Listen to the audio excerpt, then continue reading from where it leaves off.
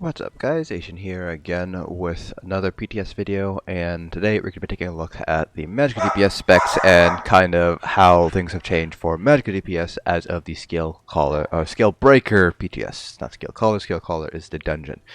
So very similar to Stamina DPS, a couple of skills have been changed around a little bit on Magicka DPS, in particular Entropy, the major skill. I think that's the second active skill. The major skilled line, as well as Soul Trap and Destructive Reach. Generally speaking, AoE dots have been brought down a little bit in terms of overall power, but single target dots have been brought up a little bit in response to that. So basically what I did today was I basically took the Magicka Warden, which is the Magicka DPS class that I am most comfortable with. Pretty much did a parse, just not changing any skills or anything like that, and then did a parse adjusting my skills, adjusting my bars to kind of account for the new changes that have been made in the Scalebreaker DLC, and then I kind of compared them over to what I have been able to pull on my traditional elsewhere Magicka Warden build.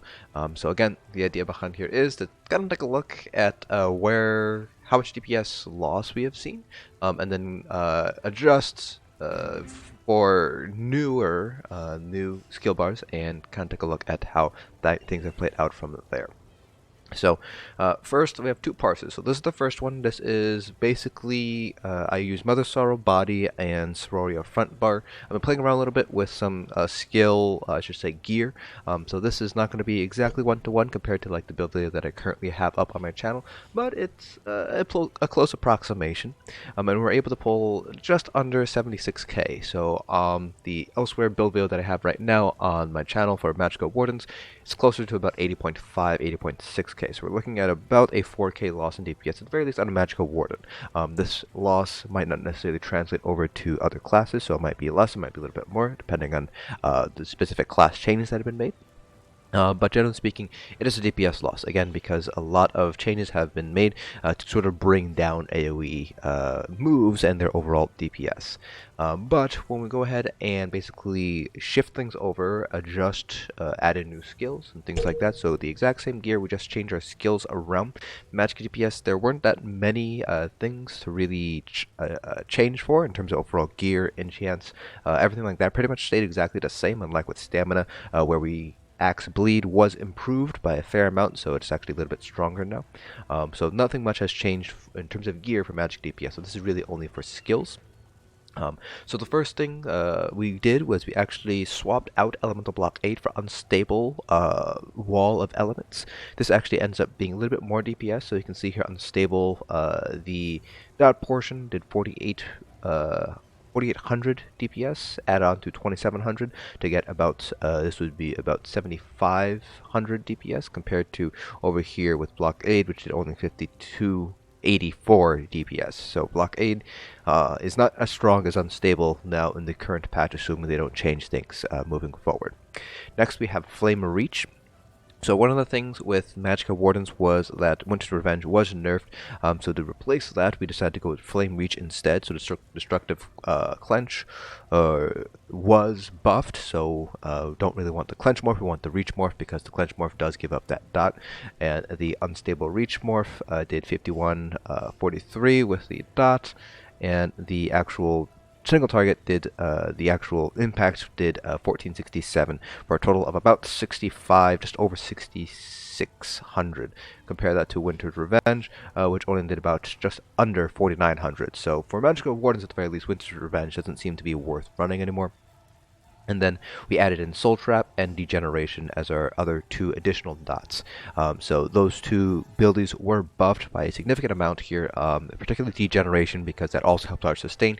You get 100 stamina or Magicka back while it is up. I believe it's actually just straight up Magicka. Let's go ahead and take a look here at the major skill. So Degeneration. Yeah, so it's 100 Magicka for your light and heavy attack, so this does help out our overall sustain. Now, I did still have to use Clockwork Citrus Fillet in order to fully sustain my light attack rotation, but I will note that the increases in certain costs to certain abilities made the standard current ability bar, basically the one for elsewhere, made it a little bit unsustainable. I did have to heavy attack a few times in order to sustain, even with Clockwork Citrus Fillet, versus this particular new rotation, these new bars. So basically what I did was I adjusted things like so. So I took out Let's see, I took out inner lights, put that there, and then on our back bar here we kept this, and we basically did, let me put everything on here real fast. So we had Soul Trap. Okay, it doesn't seem to want to do it for me, so Soul Trap, Unstable Blockade, Mage's Guild, we had this in slot 3. And so they basically had something that looked like this, and then Destructive Reach over at slot 4.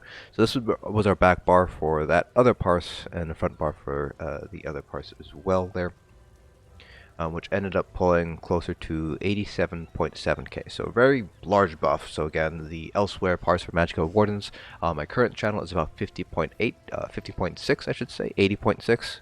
Messing up my numbers here. Curses 87.7, so we're taking a look at about a 7k increase in DPS for the Magicka Warden. Again, this is not necessarily going to be equal across all different classes. So for example, Magicka Nightblades weren't really touched too much in terms of class abilities, so the only thing that we changed from Magicka Nightblades would probably just be Blockade to Unstable. We're not really going to be swapping out Crippling Grasp, we're not really going to be swapping out Twisting Path, although I do have to see whether we were able to add in Soul Trap and Degeneration anywhere on the Magicka Nightblade line. It'd be really nice to be able to get those in. So for specific classes, the DPS increase is probably going to be a little bit smaller. Magicka Wardens were hit fairly hard by their class changes, but it does seem like Magicka DPS at the very least, you're going to want to try to get Soul Trap, Degeneration, and potentially Destructive Reach, depending on whether you have another class of dot that is as strong or stronger than Flame Reach, and then you're going to want to change Blockade to Unstable.